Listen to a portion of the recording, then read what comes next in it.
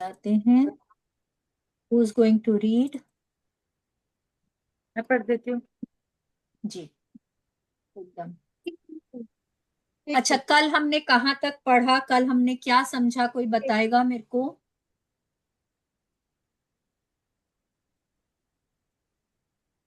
कल कल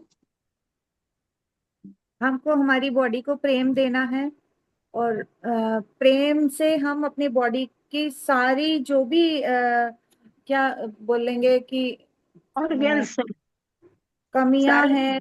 हमें अपने आप को 51% पॉजिटिविटी में रखना है, हाँ, होल्ड। वो भी कर सकते हैं।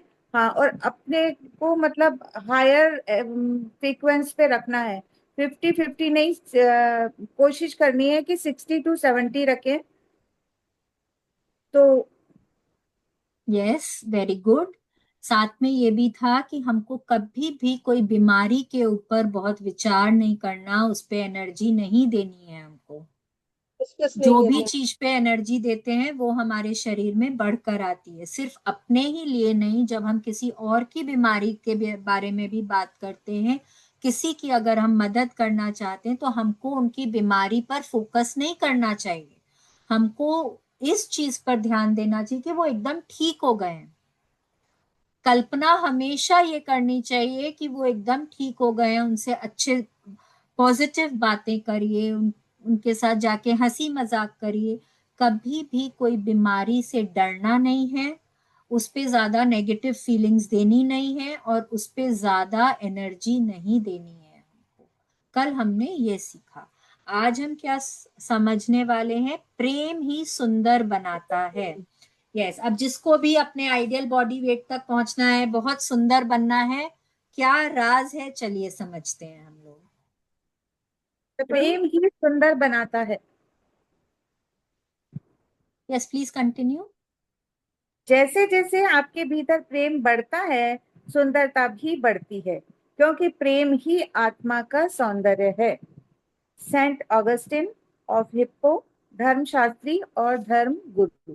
यस, जैसे जैसे आपके अंदर आप प्रेम को बढ़ाते हैं, आप बाहरी दुनिया में प्रेम देने लगते हैं, अंदर से आपका शरीर खूबसूरत बनते जाता है। क्यों बनते जाता है? क्योंकि आप गुड फीलिंग्स में रहने लगते हैं।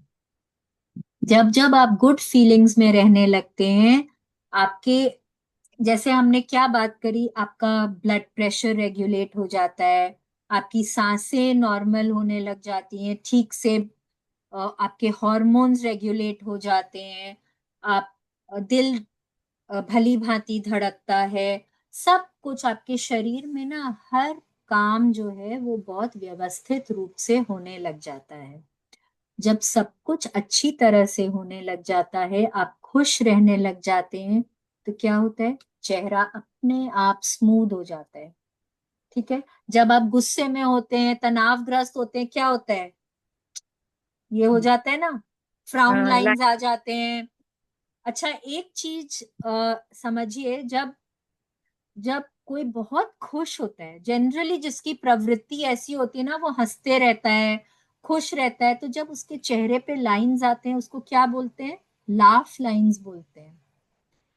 ठीक है। लेकिन जब जो इंसान थोड़ा कुढ़ता रहता है, गुस्से में रहता है, चिंतित रहता है, उसके चेहरे पे मार्क्स आते हैं, हम लोग क्या बोलते हैं? झुर्रियां आ तनाव। गई हैं, झाइयां आ तनाव। गई हैं, ये सब बोलते हैं ना हम लोग। तनाव मतलब क्या? यही सब, जैसे झुर्रियां वगैरह बोलते हैं, जो भी कुछ बोलते हैं। देखिए, लाफ लाइंस और झुर्रियां दोनों सुनने में ही कैसा लगता है कि नहीं है? एक में आपको पॉजिटिव फीलिंग आती है, एक में उतनी पॉजिटिव फीलिंग नहीं आती है आपको, है ना? तो वो ही बोल रहे हैं, जब आप अंदर से खुश रहते हैं ना, वो आपके बाहर दिखता है। राइट है। प्रेम ही आत्मा का सौंदर्य है। मतलब जब आप अंदर से खुश होते हैं, अंदर से ब्यूटीफुल फील करते हैं, तो वो बाहर अपने आप सुंदरता दिखाई देती है। और अंदर से आप खुश कैसे फील कर सकते हैं, सुंदर कैसे फील कर सकते हैं? जब आप लोगों के बारे में अच्छा महसूस करते हैं, किसी के प्रति दयालुता महसूस करते हैं, किसी की मदद करते हैं, किसी को प्रेम देते हैं, बहुत खुश फील करते हैं, अपने आप अंदर से अच्छा महसूस करते हैं। अंदर से अच्छा महसूस, जो व्यक्ति अंदर से अच्छा महसूस करता है, उसके चेहरे पे एक अलग ही रौनक दिखाई देती है। बहुत बार आपने सुना होगा ये बात कि ना इसके चेहरे पे पानी है, उसके चेहरे पे पानी नहीं है। पहले ना मुझे समझ ही नहीं आता था ये पानी क्या होता है चेहरे के ऊपर।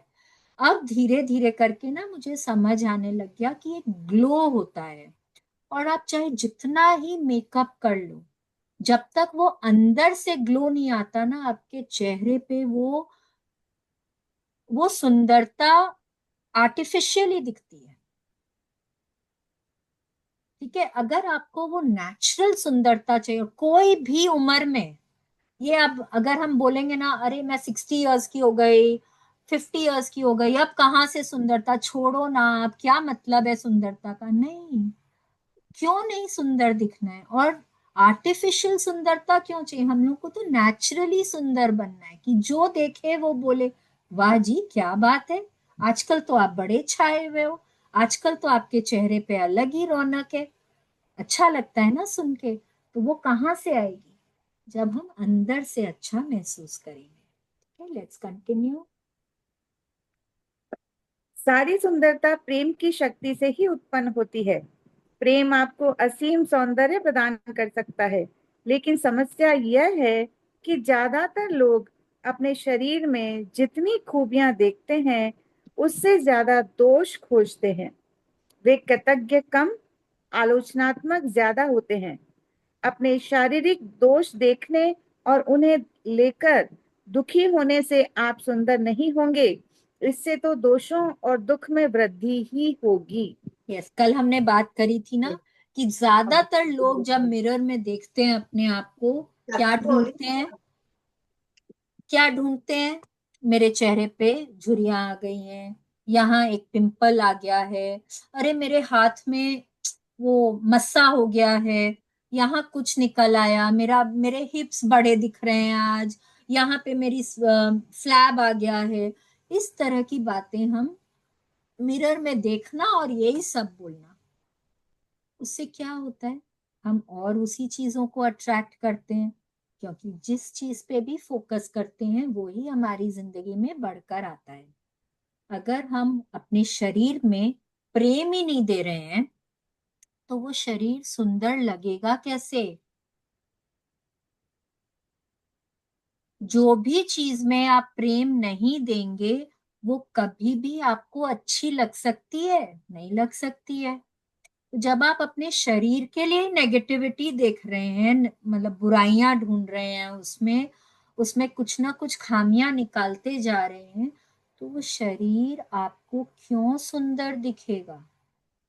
वो बोलेगा ये मुझको पसंद तो करती नहीं, तो इसके लिए मैं सुंदर क्यों दिखूं। वो शरीर भी आपके लिए अच्छे से काम नहीं करेगा। आपको बहुत जरूरी है कि आप अपने शरीर को बहुत प्रेम दें, उसको ना जैसे बच्चों को प्रेम देते ना वैसे अपने शरीर को प्रेम देना चाहिए। बहुत लोग बोलते हैं जब देखो तो अपने शरीर को निहारते थे, आपने देखा होगा बहुत लोगों की आदत होती है मिरर के सामने से गुजरते हैं ना तो 1 मिनट तो अपने आप को निहारते ही निहारते हैं। कई बार उन लोगों पे हंसी भी आती थी पहले, लेकिन अब मुझे लगता है उन लोगों को ये जो साइंस है ना इन लोगों को कब से समझ में आ रही है। अपने आप को देखना, अपने आप को अप्रिशिएट करना, अपने आप के बारे में अच्छा सोचना, ये कोई घमंड की बात नहीं है। देखिए घमंड अलग चीज होता है, एक अपने आप से प्रेम करना ये एक अलग बात होती है। जब हम खुद से प्रेम करते हैं ना तो इसका मतलब है भगवान ने मुझको जैसा बनाया है मैं उस तरह से अपने आप को स्वीकार करती हूँ।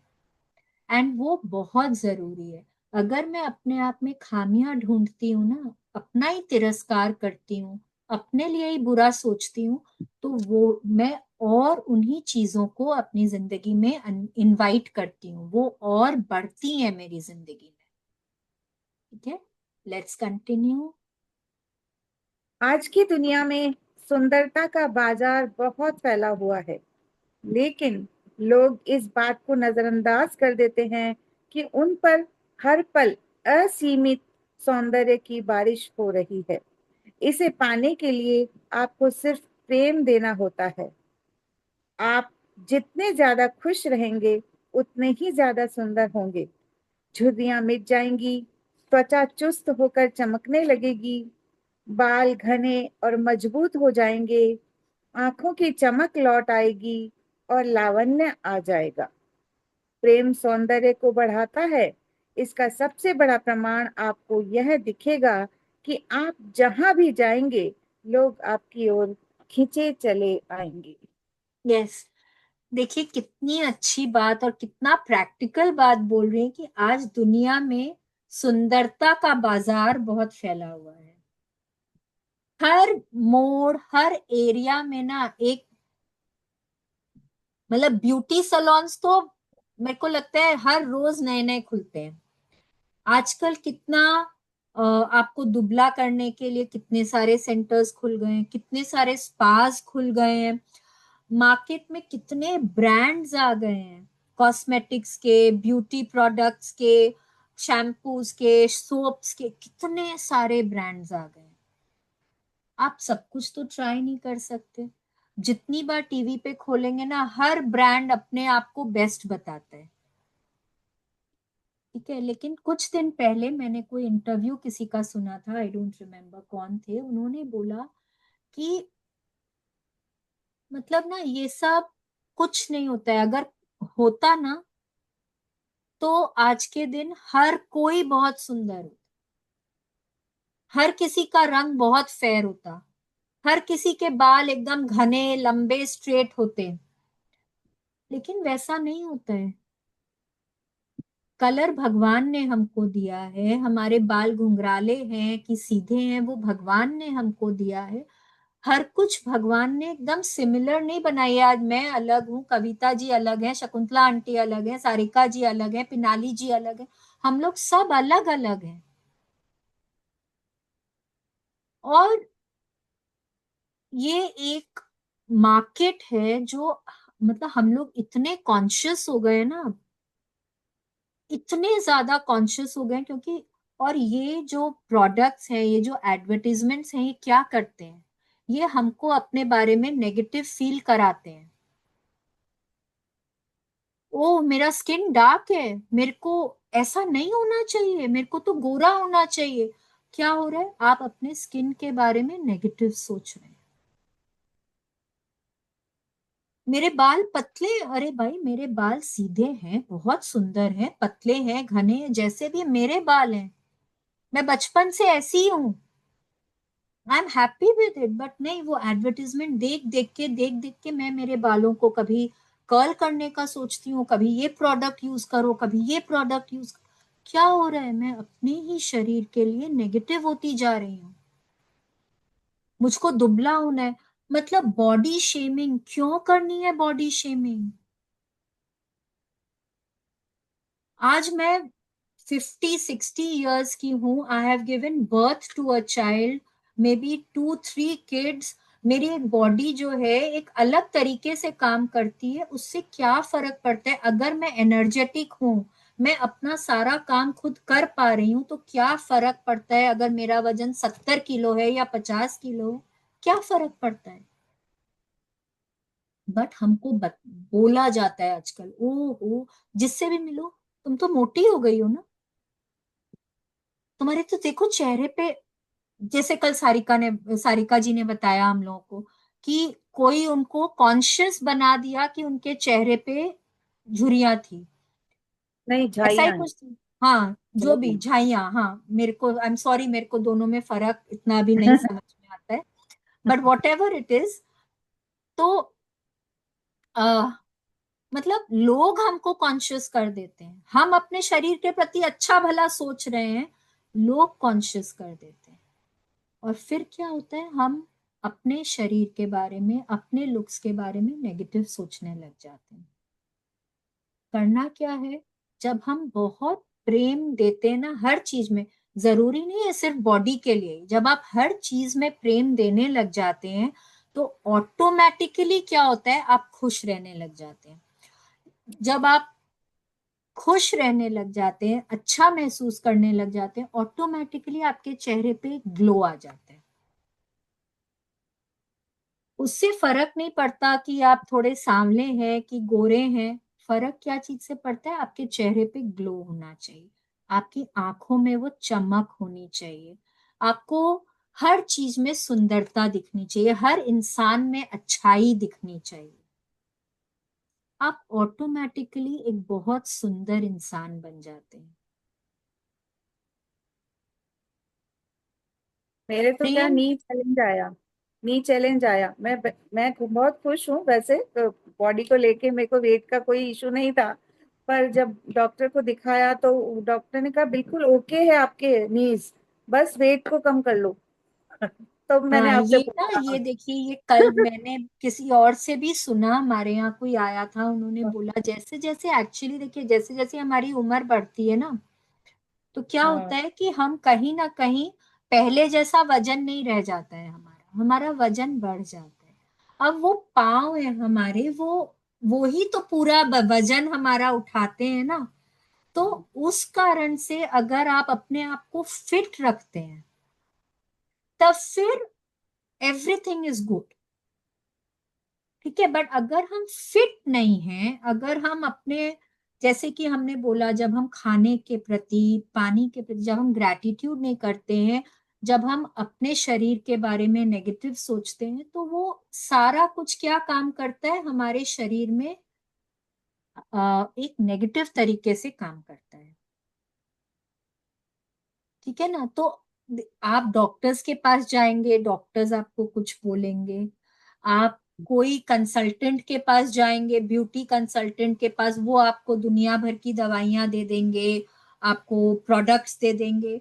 लेकिन यहाँ पे रोंडा बर्न बोल रही है, सही दवाई क्या है, व्हाट इज प्रेम द देना। एक्चुअल मेडिसिन, प्रेम। खुश रहना, प्रेम देना, अच्छी भावनाएं रखना, लोगों के लिए ना हर वक्त अच्छा सोचना। जब आप हर किसी में अच्छाई देखते हैं ना, तो वो भी आपको अंदर से बहुत सुंदर बनाता है। प्रेम देते रहिए, वो आपके शरीर में बेस्ट ब्यूटी प्रोडक्ट है। Let's continue. आप दरअसल उतने ही बूढ़े हैं जितना महसूस करते हैं। प्राचीन ग्रंथों में ये उल्लेख मिलता है कि पुराने जमाने में लोग सैकड़ों साल जीते थे, कुछ 800 साल तक जिए, कुछ 500-600 साल तक, लेकिन दीर्घायु आम थी। तो फिर ऐसा क्या हुआ जिससे मनुष्य की उम्र कम हो गई? इसका असली कारण यह है कि लोगों की धारणाएं बदल गईं। कुछ पीढ़ियों में ही ऐसा हो गया कि लोग सैकड़ों साल की उम्र के बजाय कम आयु में विश्वास करने लगे।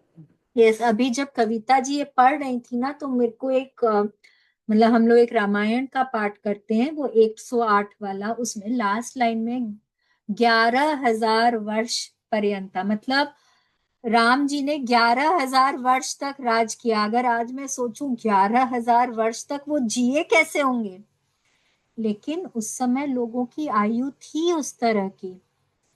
ध्रुव आ, जी ने 36,000 तक किया था। ध्रुव। हाँ, हाँ। तो और जब हम लोग भगवत गीता भी पढ़ते हैं ना, तो उसमें भी बताया जाता है कि मतलब हम लोगों का जो 100 साल होता है, या ब्रह्मा जी का जो 100 साल होता है ना, वो हम लोगों के बहुत, मतलब सैकड़ों साल बराबर होता है। ठीक है, तो अगर देखा जाए तो वो लोग कितना कितना जीते हैं, लेकिन हम लोग क्यों नहीं जीते उस तरह से? क्योंकि धीरे धीरे धीरे धीरे करके क्या हुआ ना, लोगों का, मतलब लोगों ने अच्छाई में विश्वास रखना कम किया, प्रेम देना कम किया, लोगों में उनको नेगेटिविटी ज्यादा दिखने लगने लगी, तो उससे क्या हुआ, प्रेम कम होने लगा, उम्र कम होने लगी। लोगों ने अपने ही शरीर में, मतलब कुछ भी हुआ, मतलब उसके बारे में ज्यादा बात करने लगे, उस पे ज्यादा फोकस करने लगे। और देखिए कहाँ कहीं पर भी क्या होता है ना, अगर आपका एक संगठन है, एक ग्रुप है, फैमिली ग्रुप है, फ्रेंड्स है, उसमें अगर कोई दो जन भी अगर अ, मतलब कम उम्र में गुजर जाते हैं, तो क्या हो जाता है, मन में क्या होता है, आजकल तो उम्र इतनी हो गई है। फिर आप शायद किसी और का भी सुन लेते हैं, दो चार और लोगों का भी सुन लेते हैं, तो वो ही एक बिलीफ बैठ जाता है कि आजकल तो उम्र यही हो गई है। अब वो ही पहले हुआ होगा, भाई कुछ लोग जल्दी गुजर गए, तो फिर वो बिलीफ बैठ गया कि अब तो ना, पहले लोग इतना जी लेते थे, फिर धीरे धीरे करके और 100-200 साल कम हुआ, फिर और कम होते, इसी तरह से कम होते चला गया। जापान में एक ओकिनावा बोल के जगह है, जहां पे अभी भी लोगों की एवरेज आयु जो है वो 100 से ऊपर है। और अगर आप उनके लाइफस्टाइल के बारे में पढ़ेंगे, वो लोग किस तरह से सोचते हैं, कितना खुश रहते हैं, उन लोगों की सेंस ऑफ कम्युनिटी बहुत ज्यादा है, वो लोग एक दूसरे को मदद करने में विश्वास करते हैं, खुश रहने में विश्वास करते हैं। उनकी उम्र, एवरेज एज जो है, इट इज मोर देन 100। ठीक है, लेकिन क्या होता है, जब आप, जैसे जब पहले, सपोज राम जी के टाइम में अगर सोचें, तो वो लोग इतना जी लेते थे, लेकिन फिर 1000 पे आया होगा।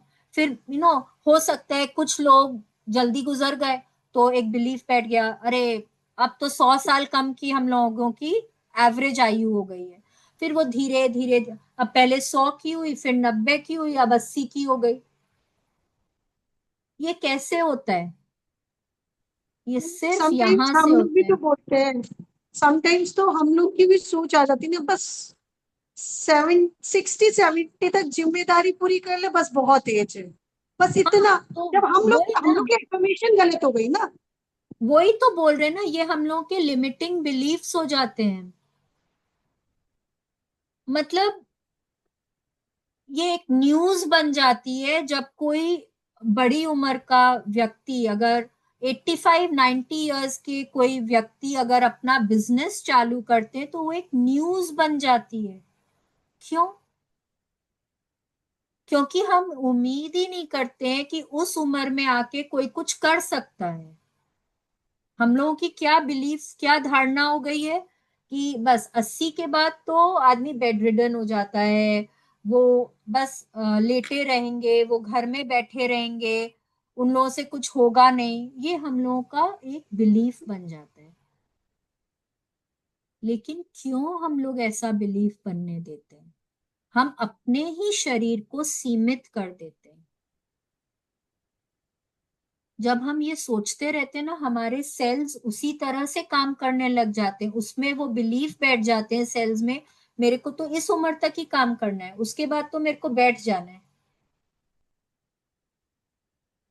मैं इतने साल तक ही भाग दौड़ कर सकती हूँ, उसके बाद तो मेरे घुटनों में दर्द हो जाएगा, मैं इतना टाइम तक ही अच्छे से मतलब महीन अक्षर पढ़ सकती हूँ, उसके बाद तो मेरी आईसाइट कमजोर हो जाएगी, मेरे दांत कमजोर हो जाएंगे, मुझे शायद इम्प्लांट कराना पड़ जाएगा। इस तरह से हम लोग सोचने लग जाते हैं, और जब सोचने लग जाते हैं तो हमारी बॉडी उसी तरह से काम करने लग जाती है। तो कौन कर रहा है? हम ही तो कर रहे हैं ना, हम ही अपनी बॉडी को रिस्ट्रिक्ट कर दे रहे हैं, हम ही अपनी बॉडी को सीमित कर दे रहे हैं।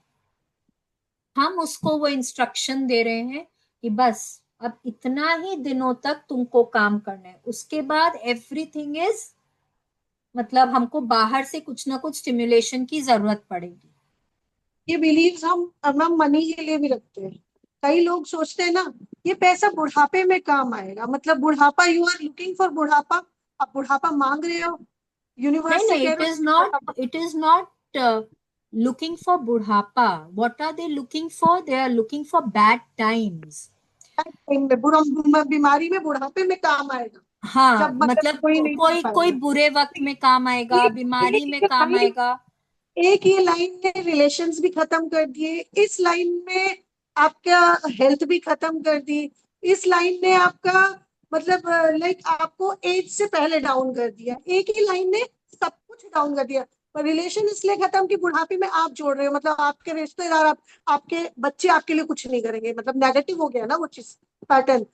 आपने एज अपनी हेल्थ को खत्म कर लिया, क्यों? क्योंकि बुढ़ापा मांग रहे, मतलब आपका शरीर काम करने लायक ही नहीं बचेगा कि आप कोई बिजनेस कर पाएंगे, वो भी खत्म।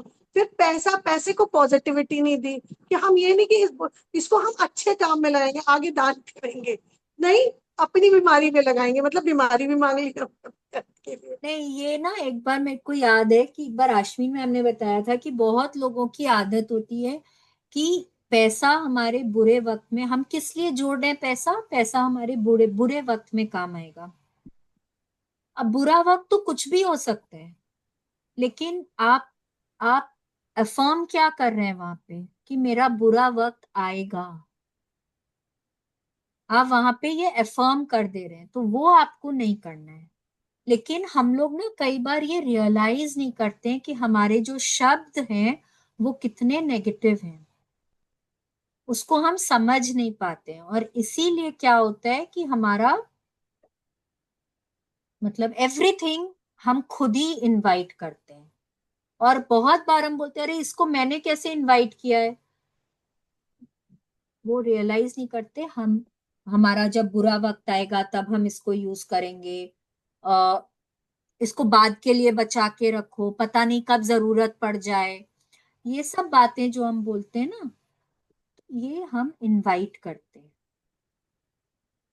ठीक है, लेट्स कंटिन्यू।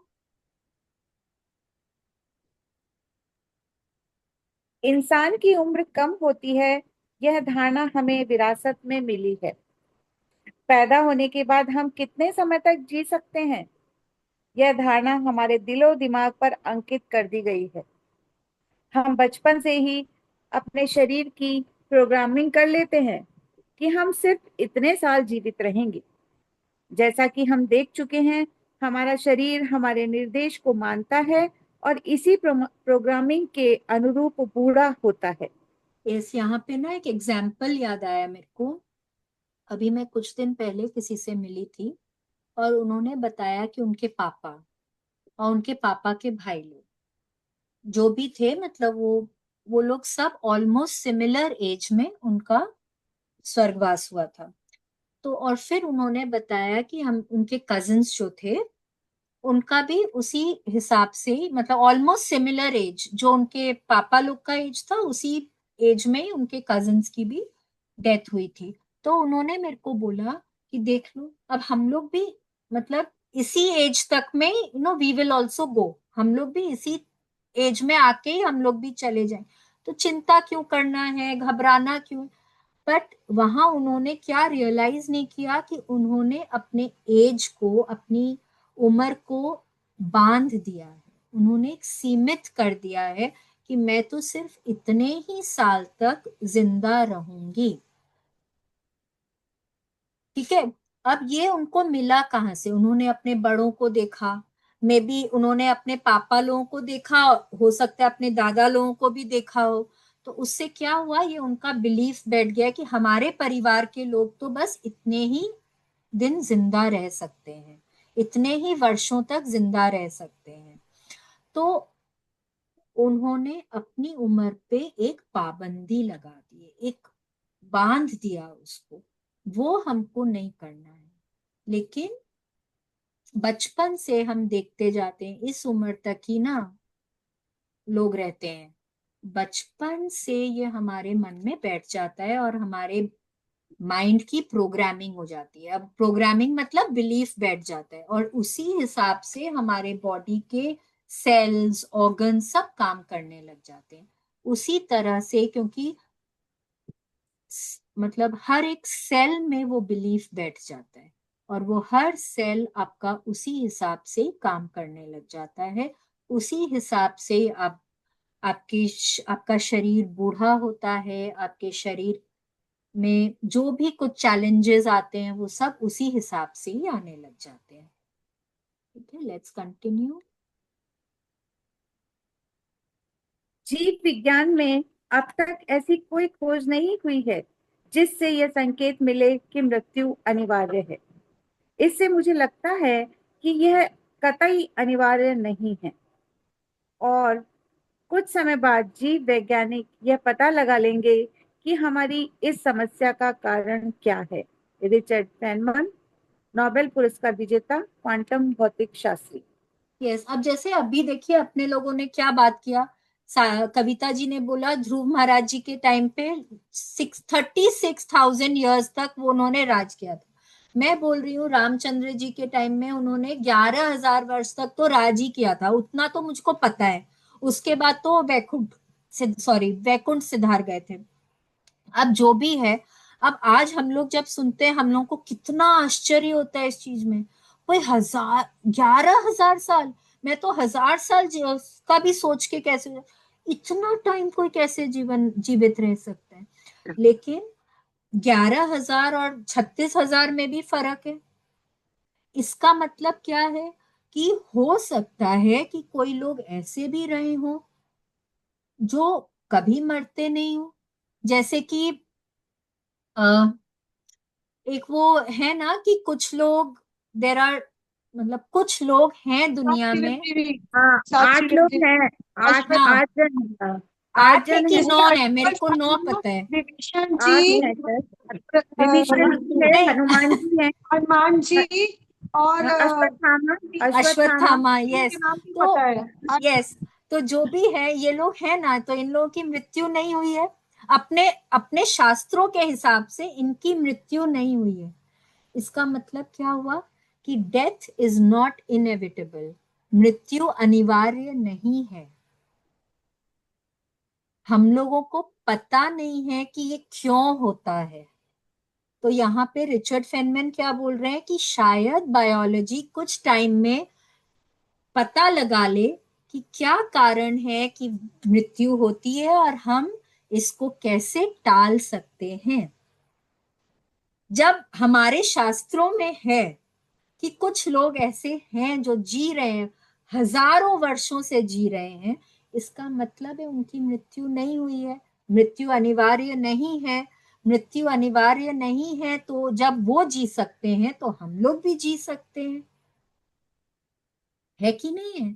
बस हम लोगों को पता नहीं है कि वो कैसे हम लोग मृत्यु को टाल सकते हैं। और रिचर्ड फेनमैन बोल रहे हैं कि कहीं ना कहीं हमारी साइंस उस तरह से भी प्रगति करेगी, खोज निकालेगी कि हम लोग इससे कैसे बच सकते हैं। ठीक है, लेट्स कंटिन्यू। यदि संभव हो तो अपनी उम्र पर सीमा न बांधें। यह न सोचें कि आप केवल इतने साल ही जी सकते हैं। यदि एक व्यक्ति भी उम्र की सीमाएं तोड़ दे तो पूरी मानव जाति के लिए रास्ता खुल जाएगा और सबकी उम्र संबंधी धारणाएं टूट जाएंगी। एक के बाद दूसरा व्यक्ति अनुसरण करेगा, क्योंकि जब एक व्यक्ति उम्र की वर्तमान सीमा के आगे निकल जाएगा तो दूसरे लोग इस पर यकीन कर लेंगे।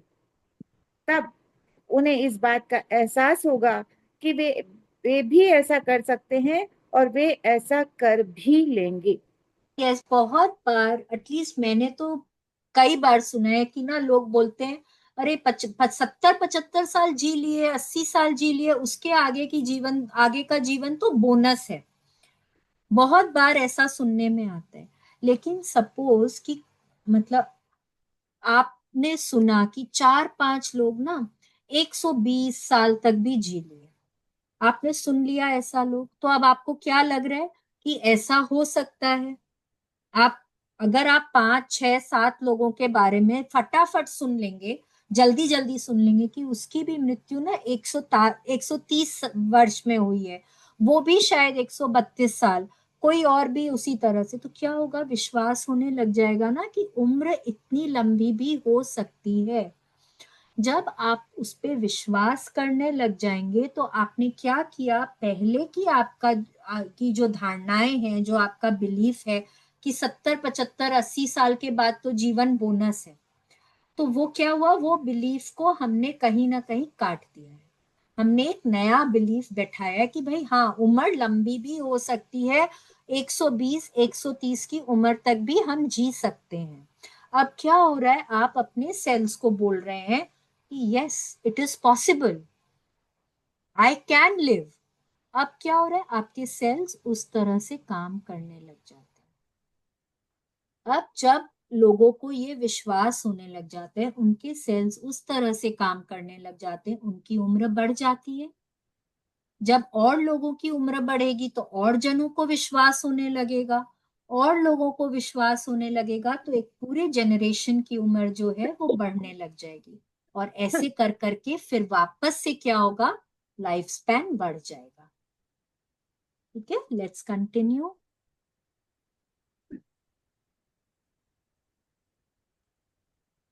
यदि आपके मन में यह विश्वास और एहसास है कि बुढ़ापा और कमजोरी अवश्यंभावी है, तो उनका आना तय है। आपकी कोशिकाएं, आपके अंग और आपका पूरा शरीर आपकी धारणाओं और भावनाओं के अनुसार काम करते हैं। इसलिए युवा महसूस करें और अपनी उम्र के हिसाब से खुद को बूढ़ा मानना छोड़ दें।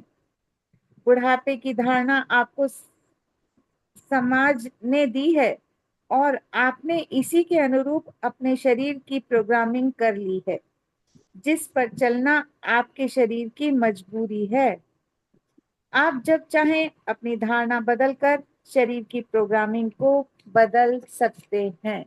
यस, अब देखिए, ये हम लोग बहुत देर से हम लोग इसी बारे में ही बात कर रहे हैं कि अगर हम ऐसा सोचते हैं ना कि हम तो ओल्ड एज में आएंगे, उस समय हम हमारा शरीर कमजोर हो ही जाएगा, हमारे दांत निकल जाएंगे, हमारी आंखों की शक्ति कमजोर हो जाएगी, घुटनों में दर्द रहने लग जाएगा, मेरे को लाठी पकड़ के चलना पड़ेगा, जो भी कुछ अगर आप वैसा सोचने लगेंगे ना तो आपका शरीर उसी तरह से ही काम करने लग जाएगा। लेकिन अगर आप ये सोचेंगे कि मैं तो 100 साल की उम्र में भी मैराथन भागूंगी, और बहुत जन भागते भी हैं, व्हाई नॉट। बहुत जन एकदम लास्ट तक चश्मा नहीं लगाते हैं, बहुत जन एकदम उनकी दांत बहुत स्वस्थ होते हैं, बाल एकदम काले होते हैं। कैसे होते हैं, हम लोगों के मन में है कि जैसे जब 50-60 की उम्र के बाद तो बाल सफेद हो जाते हैं, तो हमारे बाल सफेद हो जाते हैं ना। अगर हम ऐसा सोचेंगे ही नहीं कि हमारे बाल सफेद होंगे, बाल कमजोर हो जाएंगे, बाल झड़ने लग जाएंगे, तो क्यों झड़ेंगे बाल। हम अपने बॉडी को बोलते हैं कि तुमको इस तरह से काम करना है, तो हमारा शरीर उस तरह से काम करता है। जैसे ही हमने अपनी धारणाओं को बदला, हमारा शरीर जो है उस धारणा, नए धारणा के हिसाब से काम करने लग जाता है। हमारी बॉडी जैसा हम उसको बोलते हैं वो हर चीज में बोलता है, आपका हुक्म मेरे को पालन करना है, जो हुक्म मेरे आप। तो अब हम जो आदेश देंगे वो उस हिसाब से काम। आपको सोचना है आपको क्या आदेश देना है अपनी बॉडी। Let's continue. अवश्यम भावी मीन्स मतलब अनिवार्य।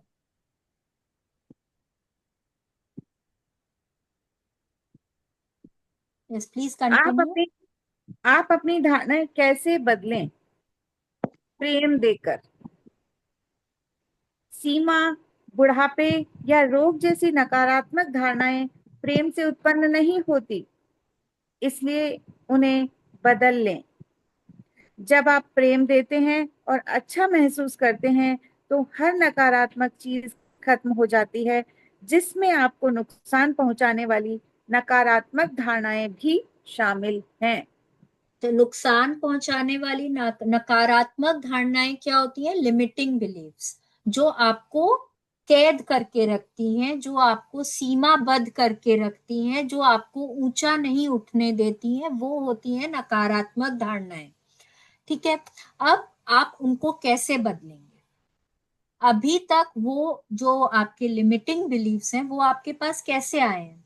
आपने ऐसे लोगों को देखा होगा, अपने बड़ों से सुना होगा, फ्रेंड से सुना होगा, तब या मूवीज में देखा होगा, शोज में देखा होगा, तब आपकी वो धारणाएं बन गई हैं। ठीक है, आपको मन में क्या आया, ऐसा भी होता है, मुझे तो ये नहीं चाहिए, अरे मुझे तो बूढ़ा नहीं होना, मुझे तो बुढ़ापे से बहुत डर लगता है, बुढ़ापे में ऐसा हो जाएगा।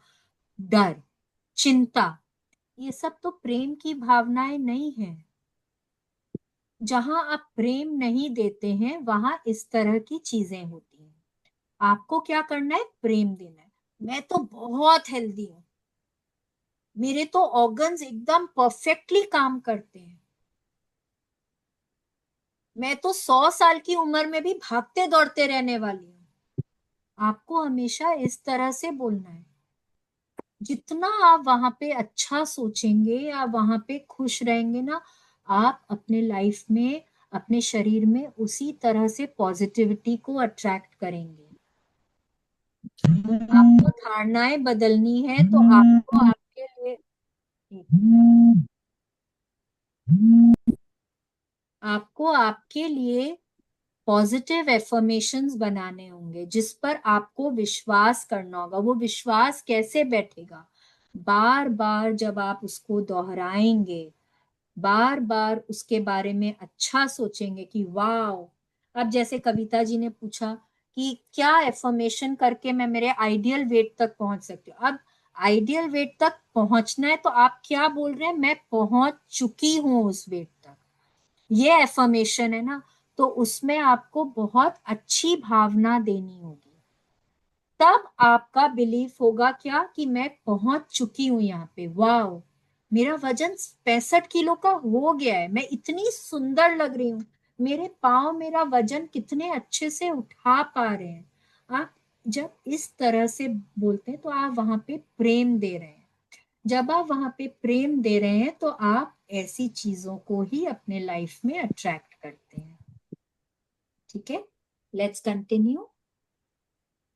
सबके लिए प्रेम की फुहार ही जीवन का असली अमृत है, शारीरिक दीर्घायु का झरना है। इसके अभाव से ही बुढ़ापे का एहसास होता है। जोजाया गिलबर्ट हॉलैंड, लेखक।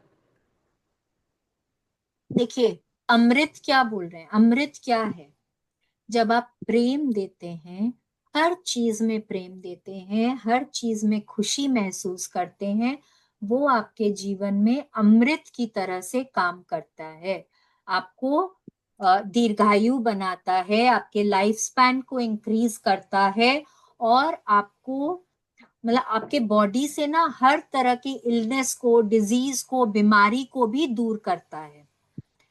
ठीक है, जैसे ही आपने प्रेम देना बंद किया, प्रेम के अलावा जो भी भावनाएं आपने दी, वो क्या करेगा, वो आपके शरीर में जो फैलाएगा। आपको नहीं चाहिए उन चीजों को अट्रैक्ट करेगा, उन चीजों को आकर्षित करेगा, और आप बूढ़ा फील करने लगेंगे, बीमार फील करने लगेंगे, आप थोड़ा कम अच्छा महसूस करने लगेंगे।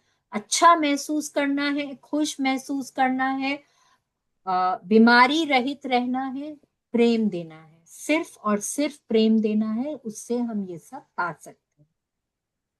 ठीक है, आज हम लोग यहीं स्टॉप करते हैं। मंडे को हम लोग ये चैप्टर खत्म करेंगे और हम लोग नया चैप्टर शुरू करेंगे। अगर किसी को कुछ नहीं समझ में आया है तो पूछ सकते हैं। Everything is clear? So thank you everyone, thank you so much, thank you Kavita thank ji, you. इतने अच्छे